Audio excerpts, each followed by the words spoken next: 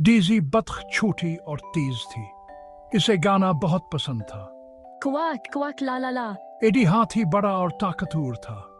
उसे अपनी सूंड से पानी उछालना बहुत पसंद था।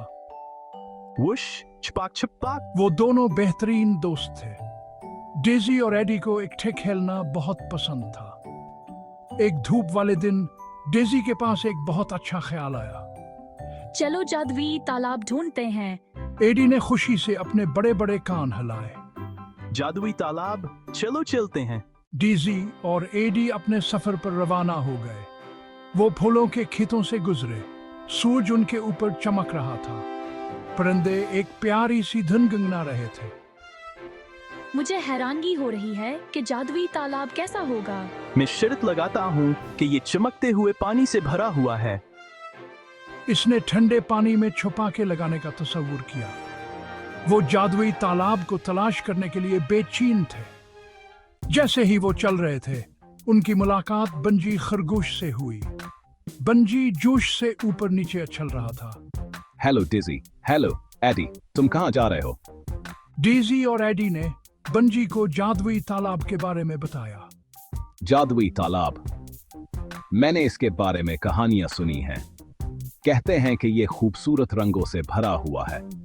बंजी कुछ देर कोता रहा। काश मैं आ सकता, लेकिन मुझे गाजर खानी है।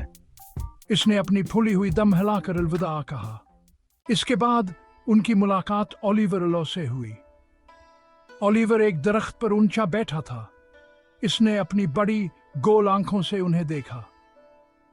होट होट, डेजी और एडी, आपको यहाँ क्या लाया है? डेजी और एडी ने ओलिवर को अपनी तलाश के बारे में बताया। ओलिवर ने सोच विचार में अपने पैरों को हिलाया। जादुई तालाब एक खास जगह है। इसे तलाश करने के लिए सुनहरी पत्तों की राह पर चलो। ये तुम्हें वहां ले जाएगी। डेजी और एडी ने ओलिवर का शुक्रिया अदा किया और अपने रास्ते पर चल पड़े। जैसा कि ओलिवर ने कहा था, इन्हें सुनहरी पत्तों का एक रास्ता मिला। पत्ते सूरज की रोशनी में चमक रहे थे। डेजी और एडी बड़ी ख्वाहिश से रास्ते पर चल पड़े। ये जंगल में घूमता और मुड़ता रहा। आखिरकार वो एक खुले मैदान में पहुंच गए और वहीं था जादुई तालाब। जैसा कि बंजी ने कहा था, ये कोस कज़ह के तमाम रंगों से चमक रहा था। डेजी और एडी इसकी खूबसूरती पर हैरान रह गए। डेजी और एडी सारा दिन जादुई तालाब में खेलते रहे। डेजी ने अपने खूबसूरत तरीन गाने गाए। एडी ने अपनी सूंड से पानी छिड़का और छिड़का। वो हंसते और मिलकर बहुत मजा करते थे। ये अब तक का बेहतरीन दिन है एडी। मैं तुमसे ज्यादा मुत्तफिक नहीं हो सकता, डेजी। जैसे ही सूरज गुरूब होने लगा, घर जाने का वक्त हो गया।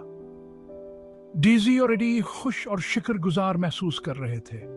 उन्हें जादुई तालाब मिल गया था, लेकिन इससे भी अहम बात यह थी कि वो एक दूसरे के पास थे। वो जानते थे कि उनकी दोस्ती हमेशा कायम रहेगी, बिल्कुल इसी तरह जैसे इस जादुई मुहिम जुई की याद हमेशा रहेगी।